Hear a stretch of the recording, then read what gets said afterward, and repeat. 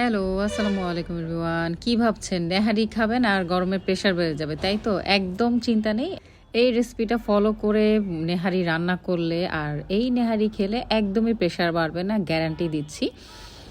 তো হচ্ছে পুরোটা রেসিপি ফলো করতে হবে, একদমই স্কিপ করা যাবে না। এইটার মধ্যে দুই একটা এমন জিনিস আছে যেটা নাকি খুব বেশি ইম্পর্ট্যান্ট, আর এইটার জন্য হচ্ছে গিয়ে প্রেশার একদমই বাড়বে না। তো চলেন রেসিপিতে চলে যাচ্ছে। আমি শুরুতে হাড্ডিগুলোকে একদম ধুয়ে পরিষ্কার করে নিয়ে তার উপরে দিলাম আদা রসুন বাটা, তার উপরে মরিচ গুঁড়া, তার উপরে গরম মশলা বাটা, তার উপরে গোলমরিচ বাটা।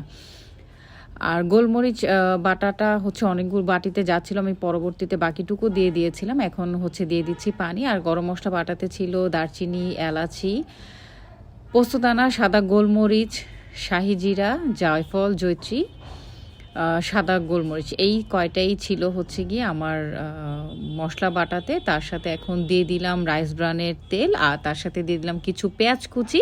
আর এখন হচ্ছে হাঁড়ি ভর্তি করে পানি দিয়ে দিব। এই যে দেখেন অনেকগুলো নলি থাকার কারণে হচ্ছে আমি কিন্তু আমার নাড়তে অনেক কষ্ট হচ্ছিল। আর প্রত্যেকটা হাড্ডির সাথে হচ্ছে গিয়ে মাংস ছিল, এক্সট্রা কিছু মাংস আমি দিয়ে দিই এটার মধ্যে। আর এখন আস্ত কিছু মশলা দিব, সেটা হচ্ছে তেজপাতা। আর আমি এখন বাকি মশলাগুলো ধুয়ে নিলাম। এখানে স্টার অ্যানিস ছিল, কালো এলাচি ছিল, ছিল দারচিনি, এলাচি, আর হচ্ছে গিয়ে লবঙ্গ। আর পরে আমি হচ্ছে কাবাব চিনিটা অ্যাড করব। আর সামান্য পরিমাণে হলুদ দিয়ে দিলাম। আর কাবাব চিনিটা আমার প্রথমে মনে ছিল না, পরে হচ্ছে গিয়ে কাবাব চিনিটা আমি অ্যাড করে দিয়েছিলাম।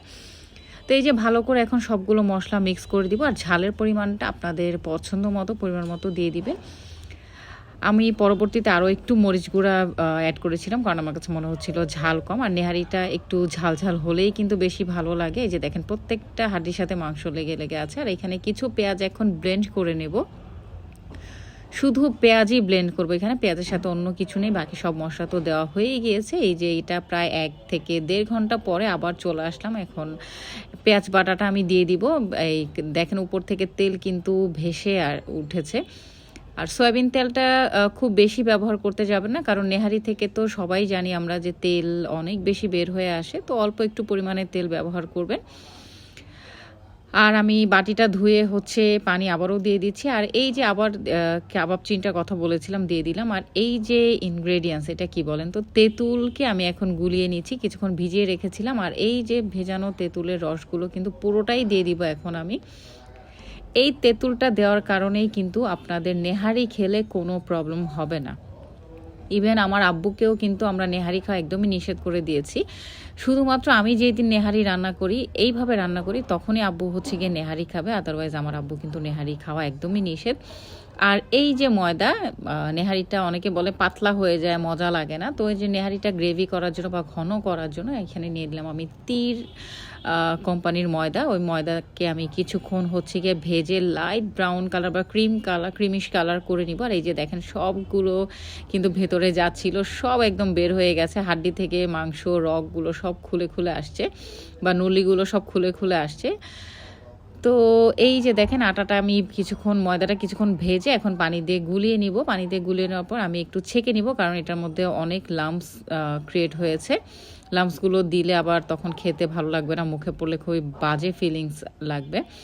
তো এই যে চেলে নিচ্ছি, চেলে নেওয়ার পর আমি সবগুলো ময়দা গোলাই হচ্ছে এখানে দিয়ে দিব, কারণ হচ্ছে নেহারিটা অনেক বেশি গ্রেভি হবে। আর নলিগুলো যে খুলে আসছে এটার কারণেও কিন্তু নেহারিটা অনেক বেশি গ্রেভি হয়ে আসবে, আর একটা আঠালো ভাব হয়ে আসবে। অনেকে হচ্ছে আস্ত বা হাড্ডির সাথেই হচ্ছে রেখে দেন, বা হাড্ডির সাথে থেকে যায়, অল্প জাল করেন। আমাদের কাছে এগুলো একদমই ভালো লাগে না। খুলে আসলে গ্রেভি হয়, আঠালো ভাব হয়। তো এই যে পরের দিন কিন্তু খাওয়ার জন্য একদমই রেডি। আর আমি এখানে একটু একটা পেঁয়াজ হচ্ছে গিয়ে একটু দাগানি করে নিলাম। তারপরে হচ্ছে এটা বাগার দিব। বাগারটা না দিলে একেবারেই নেহারি পাঞ্চে লাগে, অনেকে এই কাজটা করেন না। তবে অবশ্যই চেষ্টা করবেন বাগার দিয়ে খাওয়ার। মজা করে খেতে চাইলে একটু তো কষ্ট করতেই হবে নাকি, একটু কষ্ট না করলে তো হবেই না। তো এই যে আমার নেহারিটা কিন্তু ঘন হবে, এখন জাল করার পরে ঘন হবে। গ্যাস যেহেতু কমে যায়, তো গ্যাস কমে যাওয়ার কারণে জাল হতে অনেকটা টাইম লেগেছে। তারপরে তো এই যে বাটিতে বেড়ে একদম রেডি আমার নেহারি খাওয়ার জন্য। আর বিশ্বাস করেন নেহারিটা এত বেশি মজা হয়েছিল, আমি তার উপরে একটু আদা কুচি, ধনিয়া পাতা, কাঁচামরিচ কুচি দিয়ে আর লেবু দিয়ে একটু ছিটিয়ে নিলাম, গার্নিশ করে নিলাম। এখন হচ্ছে এই যে দেখেন নলিগুলো যে খুলে গিয়েছিল, বলেছিলাম সবগুলো হচ্ছে মানে কি যে একটা অবস্থা নেহারিটা, মানে যারা খেয়েছে একমাত্র তারাই বলতে পারবে। আর এইভাবে আপনারাও রান্না করলে আপনারাও খেয়ে বলতে পারবেন যে কেমন হয়েছে। অনেক অনেক বেশি ভালো হয়েছিল, মাশাআল্লাহ, আলহামদুলিল্লাহ। আপনারা ঠিক এইভাবে এই রেসিপিটা ফলো করে খাবেন, রান্না করবেন, তাহলে কোনো প্রবলেম হবে না ইনশাল্লাহ। যাদের প্রেশার আছে আর যাদের প্রেশার নেই সবাই সমানভাবে খেতে পারবেন।